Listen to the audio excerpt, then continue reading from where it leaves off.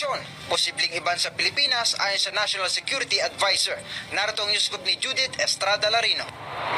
Posibleng iban sa Pilipinas ang TikTok sa oras na mapatunayang ginagamit ng China sa pang-espiya at cyber attacks.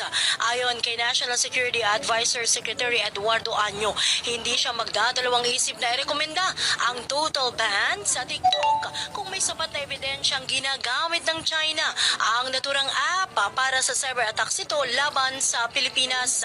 Inatasan na rin ni Secretary Año ang task force sa pinamumunuan ni Assistant Director General Jonathan Malaya na pabilisin ang investigasyon sa TikTok hinggil sa posibleng data breaches.